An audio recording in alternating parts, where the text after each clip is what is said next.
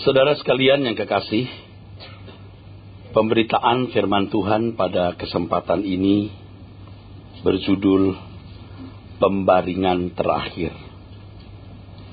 Pembaringan terakhir. Bayangkan Anda sedang tergeletak di ruang ICU rumah sakit. Nafas saudara hanya tinggal sepotong saja, artinya sudah sulit menarik nafas. Oleh karenanya dibutuhkan alat bantu bernafas.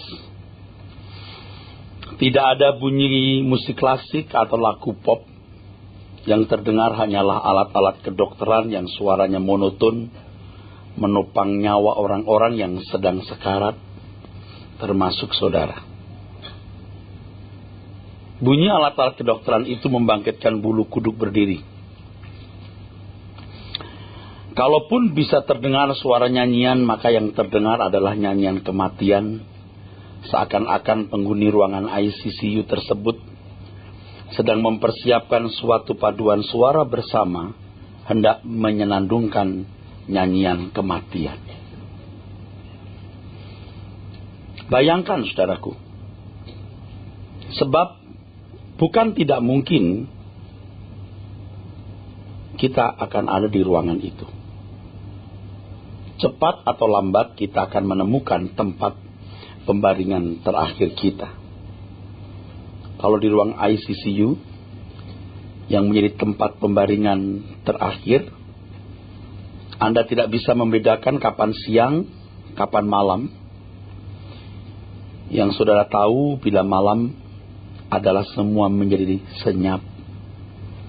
Tidak ada lagi hilir mudik orang-orang yang datang membesuk untuk mendoakan. Catatan kecil, biasanya doa-doa yang dinaikkan di ruang ICU menyiratkan keputusasaan melihat kondisi pasien yang no hope. Kalau malam tiba, hanya terdengar sesekali percakapan suster dan dokter yang berbicara pelan setengah berbisik, dan terdengar langkah sandal yang diseret, ini pasti suster, atau langkah yang mencoba seperlahan mungkin. Biasanya kalau ada anggota keluarga yang menunggui pasien di ruang ICU itu. Makin malam suasana lebih senyap lagi, seakan-akan sudah ada di kuburan. Kalau saudara ada di ruang ICU, menengok ke kanan dan ke kiri, hanyalah ranjang-ranjang pasien yang memiliki nasib sama. Nasib yang sama dengan saudara. Tak terpikir TV dengan sinetron berseri yang selama ini menemani Anda sebelum tertidur lelap ketika Anda masih sehat di rumah. Kalaupun kita masih ada penciuman, kalaupun Anda masih ada penciuman, yang dapat dicium hanyalah bau ruang rumah sakit yang syarat dengan obat-obatan. Tidak ada bau wangi parfum atau aroma kopi hangat. Dokter sudah memberi isyarat kepada keluarga bahwa keadaan Anda sudah tidak ada harapan. Dari pengalaman medis, kondisi seperti ini adalah kondisi akhir pasien. Nyawa saudara tidak lebih dari beberapa hari, atau bahkan mungkin hanya tinggal beberapa jam. Oleh karenanya dokter menyarankan agar keluarga bisa dikumpulkan. Dalam situasi seperti itu barangkali saudara masih bisa merasakan kehadiran orang di samping ranjang, tetapi saudara tidak mampu menggerakkan tubuh. Kalau bisa berbicara, Anda akan berkata, temani aku, temani aku. Tetapi suara itu pun tidak akan bisa terdengar, sebab mulut pun sedang dipenuhi selang-selang untuk bantuan pernafasan. Diharapkan pada waktu itu saudara masih bisa berkata kepada Tuhan, Tuhan, temani aku. Setiap kita akan sampai pada pembaringan terakhir. Pembaringan terakhir maksud saya adalah tempat atau pembaringan yang digunakan merebahkan tubuh sebelum maut menjemput. Sebenarnya kita tidak pernah tahu di mana dan kapan pembaringan terakhir kita.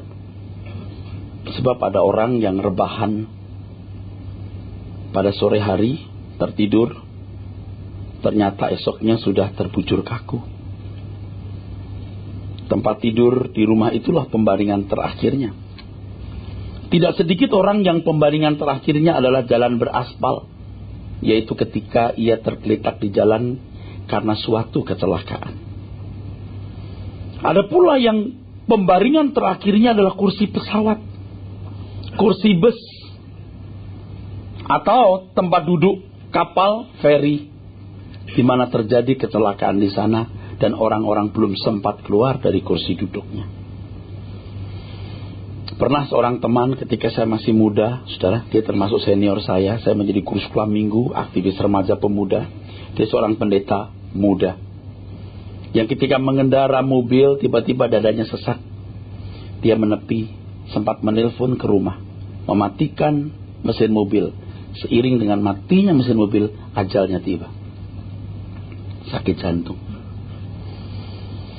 Pengalaman yang mirip seperti ini, saudaraku, juga terjadi atas seorang pengacara yang mungkin saudara sebagian kenal, Bapak Okincan. Baru selesai doa untuk kolektor, dia duduk, dia berbisik, dadaku sakit. Pendeta sebelahnya sempat berbisik, doa untuk kolektor aja kamu sakit dada. Tiba-tiba terkulai dan Bapak di surga menjemput. Saya kenal dengan Ibu Ko yang beberapa kali mengundang saya hadir di persekutuan doa Morotai, Jalan Morotai maksud saya. Saya percaya beliau tahun-tahun terakhir melayani Tuhan dan membela pekerjaan Tuhan. Bapak di surga menjemputnya. Kalau teman saya tadi mati, meninggal dunia, pembaringan terakhirnya adalah kursi mobilnya. Ini kursi gereja. Saudaraku sekalian yang kekasih, renungkan dengan serius. Kita pasti memiliki pembaringan terakhir. Dan pembaringan terakhir kita tidak pernah kita bisa prediksi. Sangat jarang Tuhan menunjukkan di mana pembaringan terakhir kita. Kalau kita tahu, barangkali kita akan memilih tempat pembaringan yang menurut kita paling representatif. Tapi itu sebenarnya bukan masalah. Bukan masalah sama sekali. Mau meninggal di rumah sakit, atau dimanapun, tidak masalah. Setelah itu apakah dikubur atau dikremasi, tidak masalah. Yang menjadi masalah adalah di mana roh jiwa kita akan dibaringkan setelah itu. Itu yang menjadi masalah. Ironisnya, tidak sedikit orang mempersiapkan peti mati dan tanah pekuburan sebelum meninggal, tetapi tidak mempersiapkan kepastian kediaman roh dan jiwa di mana ada pembaringan setelah dikubur dan tubuh hancur bersama dengan tanah. Saya tidak menakut-nakuti saudara. Jangan-jangan tempat tidur yang saudara pakai untuk tidur hari-hari ini itu pembaringan terakhir saudara. Supaya saudara lebih bersiap-siap, beri tulisan di pembaringan itu, ini pembaringan terakhirku. Supaya kita lebih siap menghadap Hakim Maha Agung. Di pembaringan terakhir sebelum seseorang melepaskan ajal, itulah situasi di mana tidak seorang pun dapat menemani. Pasangan hidup, orang tua, anak, teman dekat, siapapun tidak bisa mendampingi. Ruangan hidup kita akan terasa begitu sepi, sepi sekali. Dan ruangan hati kita akan terasa kosong dan kosong sekali. Diharapkan Tuhan ada di sana.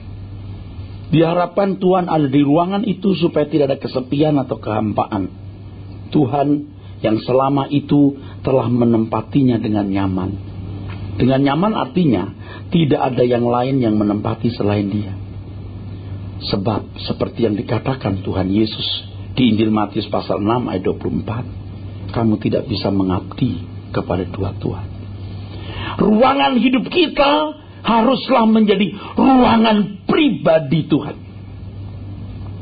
Ruangan hati kita harus menjadi private room-nya Tuhan. Dan tidak boleh ada yang lain ada di situ.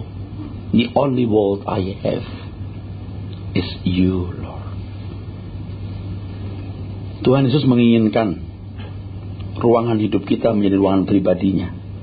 Jika tidak, Maaf, Tuhan tidak ada di sana, saudaraku. Jika tidak, Tuhan tidak ada di sana. Maaf.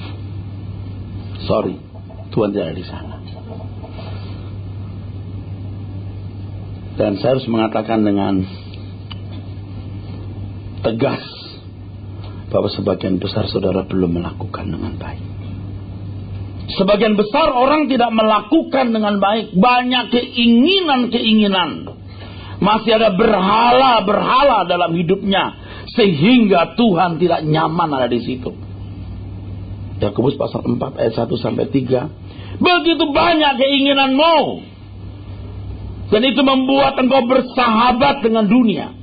Yakobus 4 ayat 4. Persahabatan dengan dunia, permusuhan dengan Allah.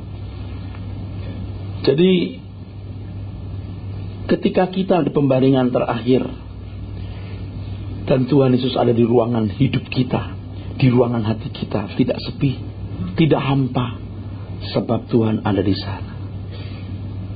Di pembaringan terakhir ternyata kekayaan, gelar, pangkat, popularitas, kecantikan dan penampilan menarik, kekuatan fisik pun tidak bisa menopang. Dan pada waktu itu memang saudara tidak merasa membutuhkan apapun. Ingat, pada waktu itu Anda tidak merasa membutuhkan apapun. Makan, minum, perhiasan, rumah, mobil, dan lain sebagainya.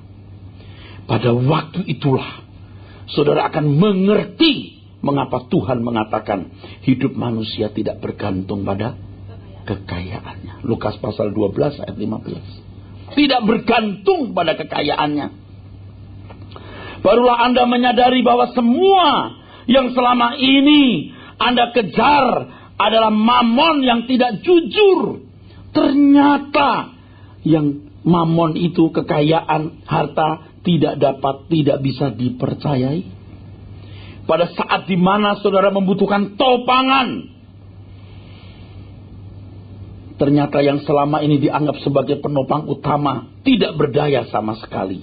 Itulah mamon yang tidak jujur, kekuatan yang ternyata menipu. Pada waktu itulah Anda tidak ingin mengenakan cincin yang selama ini menjadi kebanggaan. Rasanya tidak pede kalau tidak mengenakan cincin itu, apalagi di pertemuan-pertemuan khusus. Anda tidak ingin mengendarai mobil yang selama ini menjadi nilai diri, prestis, dan rumah yang selama ini menjadi istana keagungan dan harga diri. Anda akan berhenti menghitung jumlah deposito, pemasukan keuntungan per bulan atau per hari. Anda akan merasakan dengan kejamnya semua itu terlepas dari genggaman, meninggalkan saudara. Dan kalau bisa mereka berkata, ini bukan wilayah kami. Hari ini betapa kuatnya saudaraku uang itu. Betapa kuatnya kekuatan uang itu.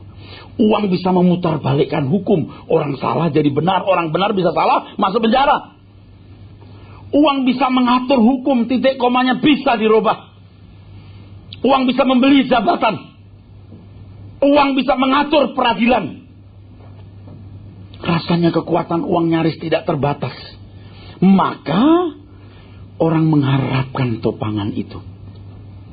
Orang berusaha meraih sebanyak-banyaknya karena semakin banyak terasa makin aman, makin banyak makin bahagia, makin banyak makin lengkap, makin banyak makin kuat jaminannya.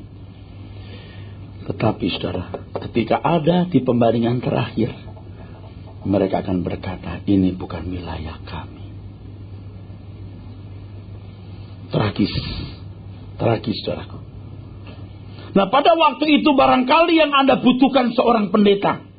Pendeta yang berbicara mengenai langit baru dan bumi yang baru.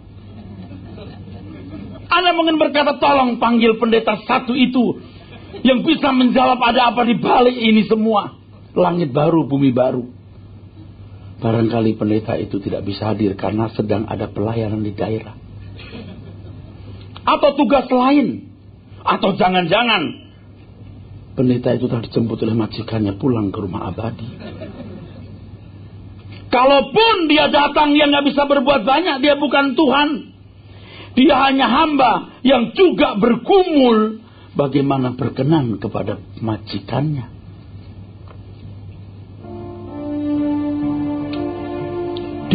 pembaringan terakhir aku berbisik, Tuhan, Engkau ada di sini. Kaulah yang menemani, setia mendampingi di lembah kekelaman ini. Ku menantikan jemputan di saat ini, bawaku ke rumah abadi. Kan ku pandang wajahmu, kan kau peluk diriku, teduh dalam perhentianmu. Jadi, kalau saudara tidak mulai bersahabat, Anda asing buat Tuhan, dan Tuhan pun asing. Di pembaringan terakhir aku berbisik, Tuhan, Engkau ada di sini. Kaulah yang menemani, setia mendampingi di lembah kekelaman ini. Ku menantikan jemputan di saat ini, bawaku ke rumah abadi. Kan ku pandang wajahmu, kan kau peluk diriku, teduh dalam perhentianmu. Coba renungkan, ketika saudara tergeletak di pembaringan terakhir, apa yang saudara pikirkan waktu itu? Apa yang saudara bisa lakukan? Keadaan atau situasi seperti itu sulitlah untuk bisa dibayangkan sekarang. Sebab keadaan seperti itu harus dialami langsung dan dialami sendiri. Pikiran dan perasaan kita sekarang ini tidak mampu untuk membayangkan situasi itu secara lengkap dan sempurna. Tetapi yang jelas, situasi tersebut benar-benar mengerikan kalau orang tidak siap melepaskan nyawa. Tidak siap melepaskan nyawa artinya tidak memiliki kepastian keselamatan. Nah, di sini kita harus mulai belajar apa maksud kepastian keselamatan itu. Sebab banyak orang menyederhanakan, mensimplifikasi. Kalau mau selamat, yakin-yakin aja. Kamu yakin kamu akan selamat, kamu selamat. Itu bodoh. Kamu yakin kamu akan selamat, kamu selamat. Itu bodoh. Keselamatan itu sebuah pengalaman hidup. Bukan sekedar aku yakin, tapi aku tahu. Tadi saya datang di satu ibadah. Biasa di kantor saya, sebelum saya kebaktian, saya masuk kantor, siapin minum. Tadi minumnya warna merah. Merah pekat. Agak asing. Tapi saya minum. Jambu. Sus jambu.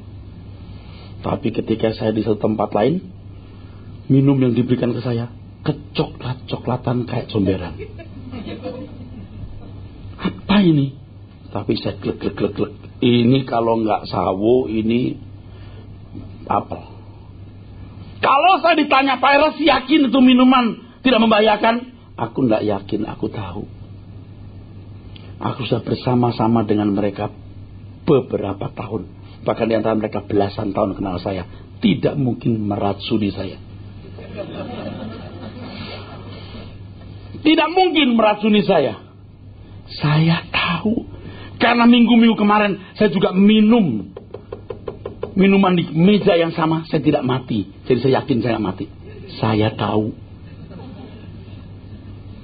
Kalau saudara di pembaringan ditanya, kamu yakin selamat? Aku bukan hanya yakin, aku tahu. Tahun-tahun hidupku telah ku perjuangkan, ku pertaruhkan. berusaha bagaimana aku berkenan kepada Tuhan. Tahun-tahun hidupku telah kupertaruhkan untuk melayani Dia tanpa batas. Aku tahu Dia sahabatku. Makanya tadi lagu itu, yakin Engkau ada di sini.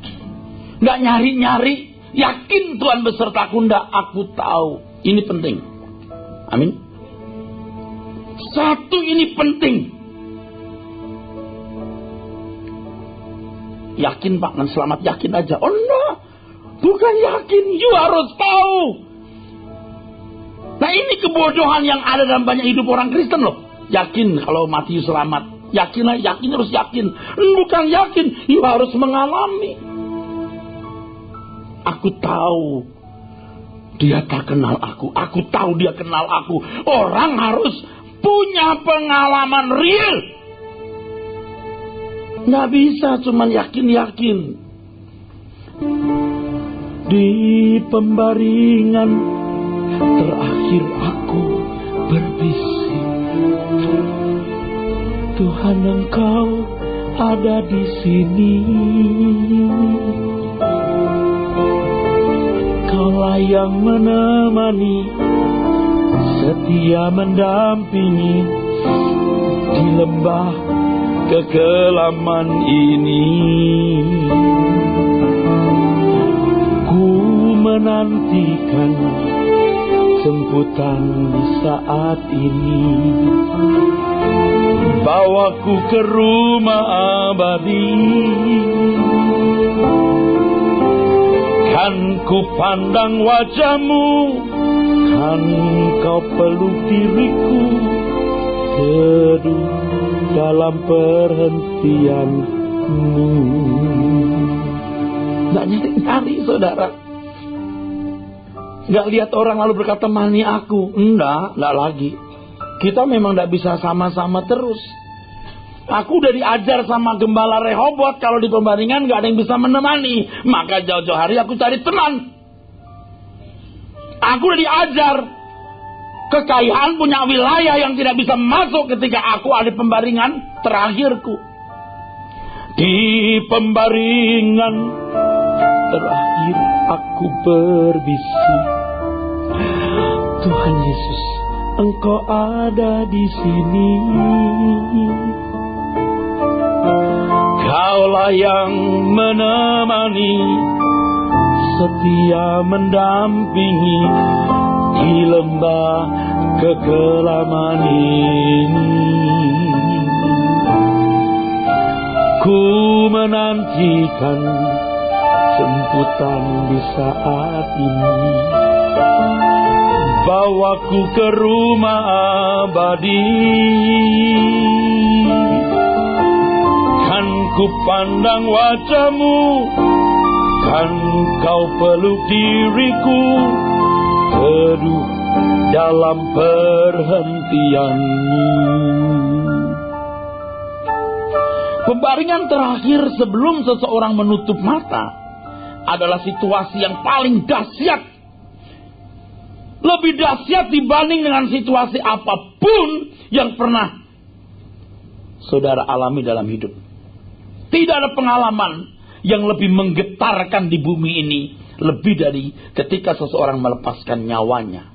Momentum transisi dari kefanaan menuju kekekalan adalah momentum yang sangat dahsyat.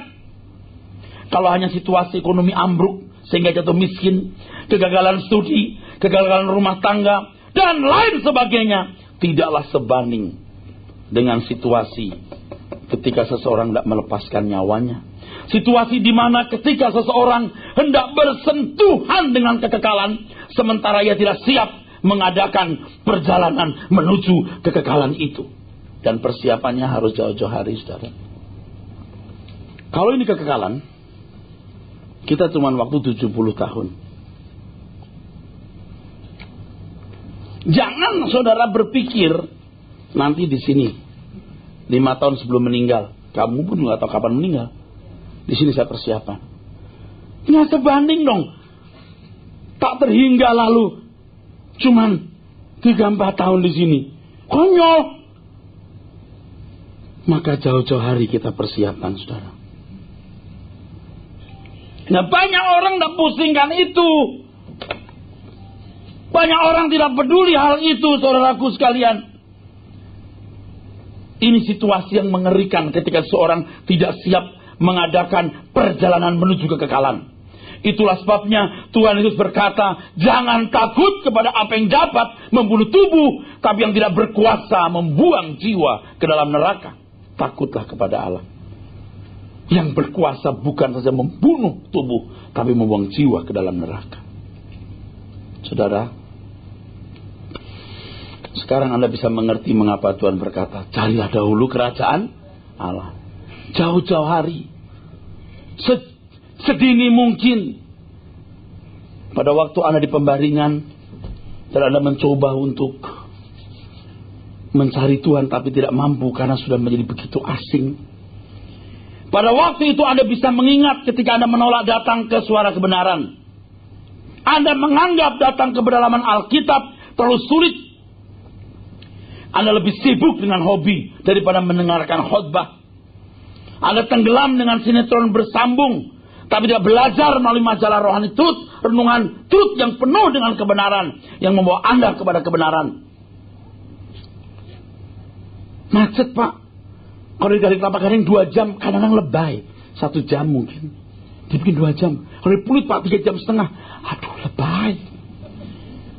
Kamu jahat dengan mulutmu. Kamu tidak mencintai jiwamu sendiri. Tapi kalau kalian mau makan sate, ke puncak hanya makan sate baik lagi. Sore itu. Bener-bener. Asing dia. Di mata Allah asing. Dia pun juga akan memandang asing Tuhannya. Dia tidak bersahabat dengan serius. Mau yakin-yakin aja selamat. Tidak bisa. You harus tahu. Satu kali saya besok satu bapak. Dia ada pengerasan di liver atau di mana. Ketika saya datang, dia bilang, Pak Pendeta, tolong nyanyikan lagu Di Sini Kau Beri Kelegaan. Coba. Dia tahu saya orang Rehobot. Di Sini Kau Beri Kelegaan, itu kan lagu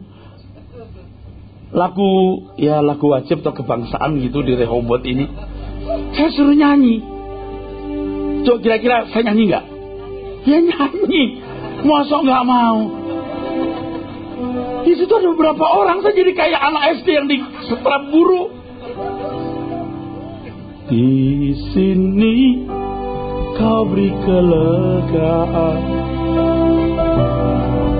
di rumahmu Tuhan. Hidup yang penat, letih gelisah, Kau ganti sukacitamu. Di tempat perhentian Bapa, jiwaku labuhkan. Saudara, bapak itu akhirnya meninggal. Tapi yang menarik bukan itu. Waktu saya pulang di rumah sakit, dia ingin ikut saya pulang. Itu masalahnya. Dia mau turun dari tempat tidur. Dicegah keluarganya, jangan, aku mau ikut Pak Eras. Aku mau melayani bersama Pak Eras. Dia sempat bilang kira-kira begini, kemana Pak Eras pergi, saya akan mendampingi, menemani dia melayani Tuhan. Tapi meninggal, saudara. Udah pengerasan liver yang berat. Jadi kalau ingat terharu juga, saudara. Saya kenal betul bapak ini kan duduknya selalu di pinggir. Kalau di waktu itu di Duta Merlin itu di pinggir. Jadi saya hafal. Di pinggir tengah jadi selalu hafal. Ketika hidup saudara perhitungan dengan pekerjaan Tuhan. Anda perhitungan berkorban bagi pekerjaan Tuhan. Anda ngitung kalau untuk Tuhan. Tapi kalau untuk diri sendiri Anda nggak ngitung. You akan menyesal. You akan menyesal. Jangan hanya bilang setuju. Tapi berubahlah dan bertobatlah. Amin. Anda pasti ada di pembaringan terakhir, saudara. Tidak tahu kapan. Bayangkan Anda sedang berdiri berbaris antri di suatu barisan yang sangat panjang. Sampai saudara tidak pernah bisa melihat siapa yang paling belakang dan siapa yang paling depan. Ternyata Anda sedang menghadap tahta pengadilan Allah. Anda tidak pernah membayangkan keadaan itu akan Anda alami. Anda sama sekali tidak pernah berpikir bahwa keadaan itu ada. Pada waktu masih hidup, bila mendengar pendeta berbicara mengenai langit baru dan bumi yang baru, Anda anggap sebagai sesuatu yang tidak berarti. Memang tidak membuang begitu saja, tetapi Anda sebenarnya tidak menghargai sebagaimana mestinya. Anda berpikir seakan-akan dunia ini adalah dunia satu-satunya yang dimiliki manusia. Seakan-akan tidak ada kesenangan lain selain dunia hari ini. Itulah sebabnya banyak orang meraih sebanyak-banyaknya yang dapat diberikan dunia. Di barisan panjang tersebut, ketika semua manusia harus menghadap tahta pengadilan Allah, Anda sulit menemukan orang yang Anda kenal. Karena jumlahnya bukan ratusan juta, miliar. Sulit, saudara. Muka-muka asing yang datang dari berbagai bangsa ada di sekitar saudara. Diam 1000 bahasa. Rasa-rasanya mereka memiliki perasaan yang sama, yaitu ingin berkomunikasi. Tetapi suasana dahsyat di pengadilan Allah tidak memberi kemungkinan mereka bisa berkomunikasi. Suasana kengerian yang tidak pernah dialami dirasakan setiap orang. Anda pun juga tidak bisa berdoa. Rasanya pengen berdoa tapi tidak bisa berdoa. Kenapa? Di situ sudah tahu tidak ada link sama sekali dengan Allah bagi yang terhilang. Kalau sekarang Anda berdoa masih ada link, nanti nggak ada lagi. Seperti nggak ada kalau handphone nggak ada signal. Sebab Anda berdoanya pada waktu mau makan, pada waktu mau tidur, waktu di gereja, dan pada waktu Anda punya masalah. Itu sebenarnya satu pelecehan karena Anda hanya menjadikan Tuhan sebagai objek yang dieksploitasi. Anda tidak betul-betul mau bersahabat dengan Tuhan. Dan herannya itulah yang diajarkan banyak orang hari ini.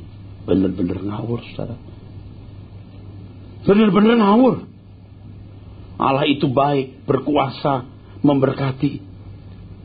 Kalau bicara soal ketidakmustahilan, itu berbicara mengenai kuasa Tuhan yang bisa mempermudah kita mendapatkan kesembuhan, berkat jasmani dan lain sebagainya. Padahal hal-hal ini juga bisa dimiliki oleh orang-orang non-Kristen. Bahkan anak-anak setan pun juga bisa punya. Bicara soal ketidakmustahilan, harus bicara mengenai kuasa Tuhan yang bisa merubah kita. Amin. Ada orang berkata begini, Pak Eras itu gak percaya mujizat lagi. Salah dia. Saya sangat percaya mujizat. Tetapi saya lebih percaya bahwa kita harus belajar bertanggung jawab. Gereja jangan dijadikan praktek klinik di mana pendeta jadi dukunnya dan seolah-olah Tuhan jadi sumber kuasanya. Sekarang kan modelnya bagaimana Allah bisa memberi nafkah kepada kita. Seharusnya kita harus belajar bagaimana mencari nafkah untuk Tuhan. Aku jaga kesehatanku sesehat-sehatnya untuk Tuhan. Aku bekerja sekiat-kiatnya jadi orang kaya dan sangat kaya untuk Tuhan. Walaupun Tuhan sebenarnya tidak butuh kita. Amin. Ngerti maksudnya, saudara? Ini yang benar, jangan dibalik. Kelihatannya itu tidak masalah. Waduh, masalah sekali itu, saudaraku. Orang tidak pernah bertanggung jawab. Bahkan cenderung menjadi tidak bertanggung jawab. Karena Allah akan memberikan kemudahan-kemudahan. Waduh. Orang seperti ini, saudaraku, tidak berurusan dengan Tuhan secara benar. Padahal kalau kita datang kepada Tuhan, kita datang bukan karena kita punya masalah atau kebutuhan dalam arti kebutuhan jasmani. Tapi karena kita mau membangun relasi dengan Tuhan. Di barisan panjang tersebut, saudara akan terdorong untuk lari. Keluar dari tempat itu. Tapi tahukah saudara, pada saat itu, saudara akan merasa begitu kecil. Sangat kecil. Sangat kecil. Bukan siapa-siapa. Sebab Anda sedang menuju satu tempat pembuangan yang namanya. Pengen tahu yang namanya apa? Sampah abadi. Jangan sombong. Saatnya begini. Binasa. Kalau pakai bahasa preman, mampus. Dan menurut saya, sebagian besar saudara, cenderung di sini. Kok begitu? Karena dari 10 orang nggak saya temukan, dari 100 orang 2, dari 1000 orang 5. Pengalaman hidup membuat saya punya analisa begitu. Orang tidak sungguh-sungguh mencari kesukaan Tuhan, tapi kesukaan diri sendiri. Nah, pada waktu di barisan panjang tersebut, Anda akan merasakan keagungan Tuhan yang tiada tara. Keagungan dan kemuliaan yang sangat menakjubkan, tetapi menakutkan. Mungkin Anda mulai berpikir, mengapa Tuhan begitu menakutkan? Ingat, orang yang di dunia ini takut akan Allah, menghadap Allah tidak takut lagi. Tapi orang yang di dunia tidak takut akan Allah, hidup sembrono sembarangan, ia akan ketakutan di sana. Keagungan kemuliaan Allah itu menjadi menakutkan bagi dirinya. Tentu bagi orang-orang yang selama di dunia mengagungkan Tuhan, memuliakan Tuhan, itu keagungan kemuliaan itu seperti aliran air yang tidak pernah berhenti, memuaskan jiwa. Memuaskan jiwa, kemuliaan yang dirasakan itu memuaskan jiwa, menyegarkan jiwa. Kenapa? Karena dia sudah terbiasa dengan memuliakan Allah, menyembah Dia, proskuneo, memberi nilai tinggi. Proskuneo, dalam bahasa Ibrani-nya saka, tunduk. Sudah biasa memberi nilai tinggi Tuhan, bukan karena pinter praise and worship, bukan karena bisa menyanyi engkau luar biasa Allahku. Itu sering menipu manusia.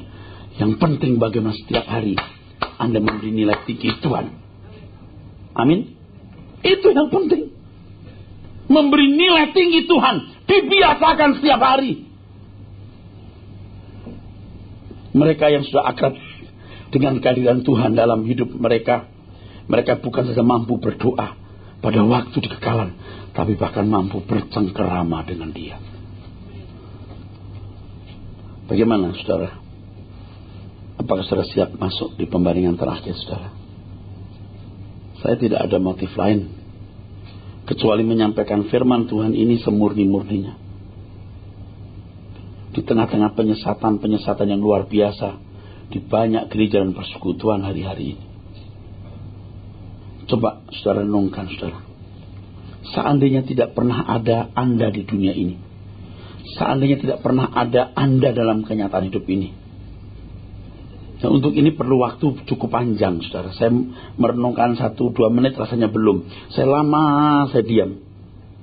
Seandainya Erastus tidak ada, tidak pernah ada dalam kenyataan hidup ini, berarti tidak pernah ada kisah hidup seorang bernama Erastus di bumi ini maupun di kekekalan nanti. Sampai Anda punya pikiran yang terbuka gitu.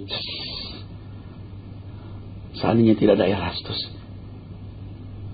bumi ini berputar, tidak ada pengaruhnya apa-apa. Seandainya tidak ada Ari, bumi ini berputar, Anda nggak punya pengaruh apa-apa. Pikirkan, renungkan ini. Amin. Loh, amin. Seandainya tidak ada Anda, renungkan, bumi ini masih berputar, tidak ada pengaruhnya sama sekali. Itu renungkan tuh. Artinya apa? You are nothing. I am nothing, we are nothing. Nangkep? Tetapi kalau kita sampai ada, itu ada agenda yang luar biasa, kan Allah mengadakannya. Nah, itu masalahnya. Kalau sampai Tuhan mengadakan kita, itu berarti sesuatu yang luar biasa. Ada agenda yang luar biasa. Mengapa kita diadakan? Makanya orang harus lihat agenda Tuhan, jangan agendanya sendiri. Agendanya sendiri. Sekolah, kuliah, kerja, kawin, punya anak, membesarkan anak, punya deposito, rumah besar, dan fasilitas. Ya terserah kalau Anda tidak mau menjadi sahabat Allah, terserah kalau Anda tidak mau menjadi sahabat Tuhan, terserah. Tapi saya mau beritahu, saya nggak menambah-nambahi. Percintaan dengan dunia, permusuhan dengan Allah, kamu tidak bisa mengabdi kepada dua Tuhan. Kalau Anda mau membaca agenda Tuhan, saudara melihat satu agenda Tuhan, agendanya cuma satu. Pengen tahu saudara? Satu agendanya, kesukaan Tuhan. Ini saja. Mau jadi pendeta, mau jadi pedagang, mau jadi dokter, nggak masalah. Kesukaan Tuhan. bagaimana menjadi kesukaan Tuhan. Ini. Nah, sedangkan kita semua sudah terbiasa dengan irama hidup, bagaimana menyukakan diri sendiri. Jangan mati dulu sebelum saudara menyukakan Tuhan. Jangan mati dulu. Masih ada kesempatan kita merubah diri, saudara. Jangan mati dulu. Semua ini milikmu. Semua ini milikmu. Semua ini milikmu, Tuhan. Kau ciptakan untukmu. Dari semula kau jadikan semua oleh tanganmu yang berkuasa. Juga diriku kau bentuk agar sempurna. Hidup ini bagi kesukaanmu. Dari semula kau jadikan semua oleh tanganmu yang berkuasa. Juga diriku kau bentuk agar sempurna. Hidup ini bagi kesukaanmu. Semua ini milikmu. Semua ini milikmu. Semua ini milikmu, Tuhan. Kau ciptakan untukmu. Kesukaan Tuhan. Kalau Anda nggak ada di bumi ini, Anda di dalam realitas hidup ini nggak ada kita, itu nggak ada pengaruhnya apa-apa. Artinya, you are nothing, I'm nothing, we are nothing. Kita bukan siapa-siapa. Tapi kalau Tuhan membuat kita ada atau mengadakan hak kita, itu adalah agenda besar. Temukan itu, saudara. Temukan itu. Itu perjuangan, pergumulan berat. Temukan itu. Bergereja bukan untuk sekedar supaya dapat pemenuhan kebutuhan jasmani. Mengenal Dia. Mengerti isi hatinya. Supaya kita bisa menyukakan Dia. Amin.